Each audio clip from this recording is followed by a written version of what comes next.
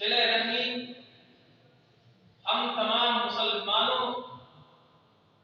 کے ذریعے سے ہر دور میں یہ کیا جا سکتا ہے۔ صلہ رحمی یہ ایک ایسی چیز ہے کہ انسان یہ نہ سوچے کہ میں صلہ رحمی صرف اپنے مال و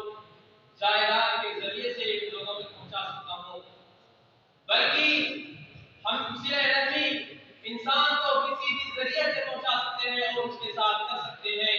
ضروری نہیں ہے کہ ہم روپیہ پیسے کے ذریعے ہی اس کے ساتھ صلہ رحمی کریں، بلکہ ہونا یہ چاہیے کہ اگر ہم اس کے ذریعے سے نہیں کر سکتے ہیں تو جس طریقے سے ہمیں خوشیوں میں بلاتا ہے اٹھا کر کے خوشی میں ہاتھ بڑھاتے ہیں، اسی طریقے سے اس کے ساتھ ہمیں صلہ رحمی اس وقت بھی کرنا چاہیے جب وہ تکلیف اور درد کو احساس کر رہا ہو، جب وہ پریشانیوں میں مبتلا ہو تو جا کر کے ہمیں اس کی پریشانی کو بھی سمجھنے کی کوشش کرنی چاہیے اور اس کو احساس کرنے کی کوشش کرنی چاہیے، اس کے ساتھ اچھا برتاؤ کرنے کی کوشش کرنی چاہیے۔ اللہ رب العالمین نے اس شخص پر وعید سنائی ہے، کہا الذین ينقضون عہد اللہ من بعد میثاقہ ويقطعون ما امر اللہ به ان یوصل ويفسدون فی الارض اولئک هم الخاسرون۔ وہ لوگ جو وعدہ کر لیتے ہیں اور اس کو توڑتے ہیں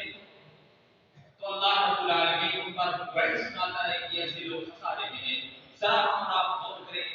کہ ہم صلہ رحمی کے معاملات میں لوگوں سے وعدہ کر بیٹھتے ہیں، لیکن جب وقت آتا ہے تو ہم اس کو ترک کر دیتے ہیں اور اس سے پھیر لیتے ہیں۔ حضرات گرامی، ذرا ہم غور کریں، ہم سوچیں کہ کیا ہمارے اندر صلہ رحمی پائی جا رہی ہے؟ کیا ہم دوسروں کے ساتھ حسن سلوک کے ساتھ پیش آتے ہیں؟ صلہ رحمی خاندان میں کیا جا سکتا ہے، ضروری نہیں ہے کہ ہم اس کو کسی دوسرے چیز کے ذریعے مال جائیداد کے ذریعے سے بھی سمجھیں۔ صلہ رحمی ایک ایسا لفظ ہے کہ انسان اگر صلہ رحمی کو نہ اپنائے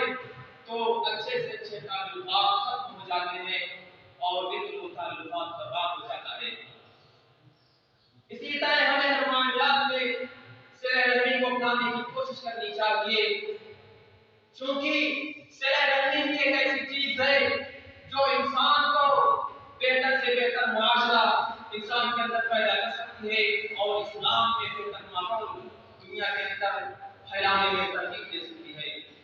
انہی چند باتوں پر میں اپنی بات کو ختم کرتا ہوں۔ اللہ رب العالمین سے دعا ہے کہ اللہ